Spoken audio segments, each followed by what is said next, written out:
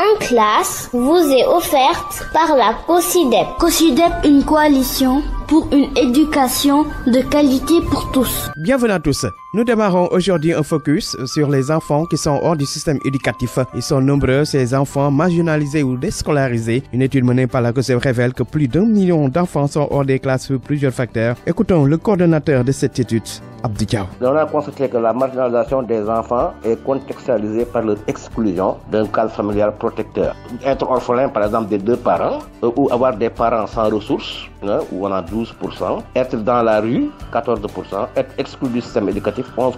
La situation de handicap maintenant qui a vraiment émergé et dominé presque sur l'ensemble des variables, avec 16%. Et nous avons dit que cette situation de handicap amplifie la marginalisation. Par rapport à la question où sont-ils, c'est un peu la question de la cartographie. Où est-ce qu'on les trouve, ces groupes marginalisés? Nous avons constaté que ces groupes sont présents partout dans le pays, dans toutes les localités du Sénégal. Ils sont présents en milieu rural, surtout dans les régions périphériques. La marginalisation touche les populations les plus vulnérables, comme les populations rurales, mais les ménages en pauvreté extrême, les jeunes filles mariées de façon précoce, les orphelins, partiels ou totaux, les enfants travailleurs, les ou handicapés. Cette situation d'enfants hors du système éducatif préoccupe les acteurs de l'éducation à Saint-Louis. Des actions sont menées pour inverser la tendance. Mohamed Nabissila. Au Sénégal, près du tiers des enfants en âge d'aller à l'école sont hors du système éducatif et la région de Saint-Louis ne fait pas exception selon Doudou Fall, coordonnateur de la COSYDEP, qui explique que ces derniers sont confinés dans une vulnérabilité qui les expose. Près de 1,5 million de jeunes et enfants de 6 ans à 16 ans sont hors du système éducatif. 60% de ces jeunes sont hors école. Et l'ampleur notable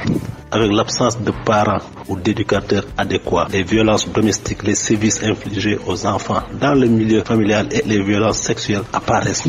Et le problème des enfants marginalisés du système éducatif est pris très au sérieux par la communauté d'école dans la commune de Ndiabène Gandiol, d'où des efforts dans la détection, le recrutement et le maintien des élèves en classe. Ousmane Bey de Ndiabène Gandiol précise le travail effectué dans ce sens. L'enfant, quelle que soit tout simplement sa situation, a besoin d'une éducation. Donc, à Ndiabène Gandiol 1, nous avons par exemple un enfant handicapé qui a réussi à son entrée en sixième, qui présentement est au sein. À chaque fois que nous trouvons au niveau des villages, des enfants handicapés, nous allons voir les parents pour les faire comprendre d'abord que la place de l'enfant, ce n'est pas dans la rue. Pour Doudou Fall de la COSYDEP, il faut des mesures fortes de l'État pour réussir une éducation inclusive. Promouvoir des offres éducatives adaptées aux besoins spécifiques des communautés dont les enfants sont marginalisés. Les difficultés qui ont favorisé la marginalisation d'une bonne frange de la jeunesse trouvent leurs racines dans les familles dont les chefs devraient s'ouvrir davantage au pouvoir public pour réclamer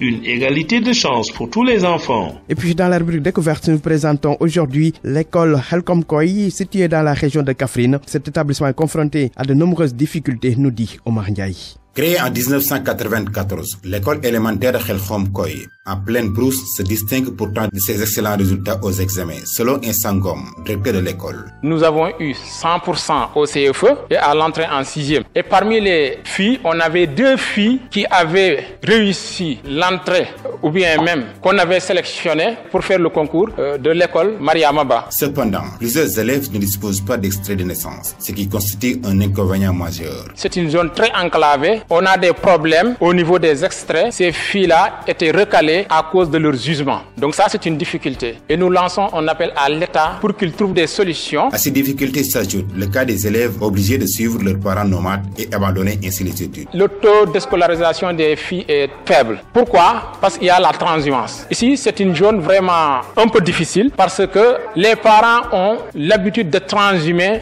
vers le mois d'octobre, janvier. Et la plupart des élèves même abandonnent pour partir. Et je pense que l'État, pour vraiment atteindre son objectif, il doit descendre sur le terrain, essayer de voir les réalités. Certains élèves font 7 km à 10 km à pied pour rallier l'école. Parmi eux, Dembaka, je viens du village de Khelcom. Je marche 10 km pour aller à l'école. Oui, c'est très difficile. L'école de Khelcom Koy, qui se trouve au fond de la forêt de Khelcom, a 27 ans cette année et elle est distante de Malem Hodar, chef-lieu de commune de plus de 90 km. Merci à Omar Ndiaye et à Mohamed Nabissila. Vous pouvez réécouter cette émission sur www.rfm.sn et sur www.cosde.org. Rendez-vous la semaine prochaine. En classe, vous a été offerte par la COSYDEP. COSYDEP, une coalition pour une éducation de qualité pour tous.